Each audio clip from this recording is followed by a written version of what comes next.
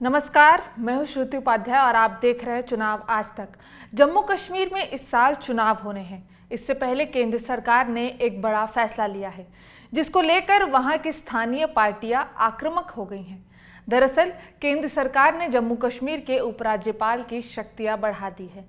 National conference और PDP के बड़े नेताओं ने इसके खिलाफ मोर्चा खोल दिया है। उनका कहना है कि केंद्र सरकार राष्ट्रीय राजधानी दिल्ली की तरह जम्मू कश्मीर के उपराज्यपाल को सर्वशक्तिशाली बनाना चाहती है, ताकि चुनी हुई सरकार को कंट्रोल कर सके। आइए पहले आपको सुनाते हैं कि पीडीपी की महबूबा मुफ्ती ने क्या कहा है, फिर आपको बताएंगे कि उपराज्यपाल की शक्तियों में क्या बदलाव किया गया है। सुनिए महबूबा मुफ्ती का बयान। आज आपने एक ऐसा ऑर्डिनेंस लाया जिससे आप जम्मू कश्मीर की जो सबसे बाइख्तियार पावरफुल असेंबली थी पूरे मुल्क के अंदर, उसको पहले ही आपने सब कुछ उससे छीन लिया। आज आप उसको म्युनिसिपैलिटी में कन्वर्ट करना चाहते हो, ताकि कल को जो भी सरकार जम्मू कश्मीर में बनती है, बीजेपी की तो कतई नहीं बनेगी, तो उस सरकार के पास कोई इख्तियार ना हो, अपना कोई मुलाजिम ना ट्रांसफर कर सके। किसके खिलाफ एक्शन लेना है, किसके खिलाफ नहीं लेना है, वो इख्तियार भी आप उससे छीन के चीफ सेक्रेटरी और लेफ्टिनेंट गवर्नर को देना चाहते हो। वो लेफ्टिनेंट गवर्नर जो बाहर से आता है, जिसको यहाँ की कोई बात का पता ही नहीं होता है।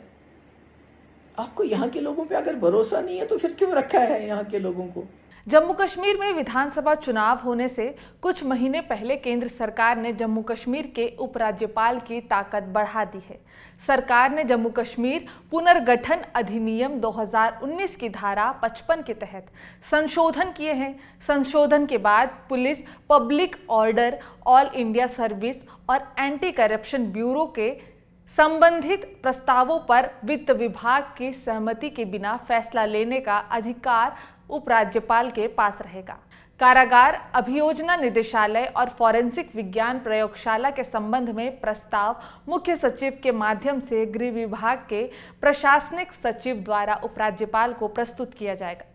प्रशासनिक सचिवों और अखिल भारतीय सेवा अधिकारियों की ट्रांसफर और पोस्टिंग के संबंध में सभी प्रस्ताव उपराज्यपाल के सामने रखे जाएंगे। केंद्र सरकार की अधिसूचना में जम्मू कश्मीर पुनर्गठन अधिनियम के नियम 42 में 2 नए उपधाराएं जोड़ी गई है। 42A department of law, justice and parliamentary affairs विभागों में वकील, एडवोकेट जनरल और अन्य अधिकारियों की नियुक्ति के प्रस्ताव को मुख्य सचिव और सीएम के जरिए उपराज्यपाल के समक्ष पेश किया जाएगा।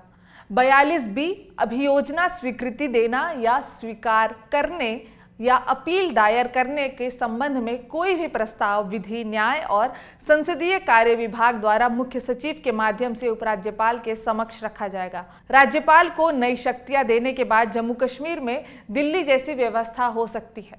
दिल्ली में भी अफसरों के ट्रांसफर पोस्टिंग के अधिकार को लेकर केजरीवाल सरकार और उपराज्यपाल यानी एलजी के बीच तनातनी रहती है।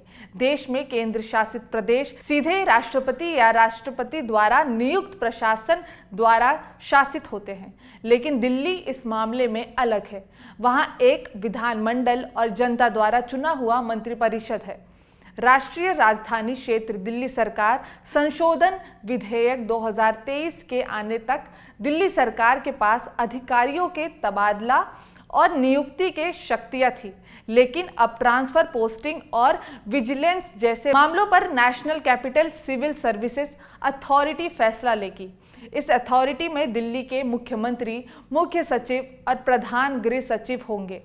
यह अथॉरिटी फैसला लेगी और एलजी को सिफारिश भेजेगी।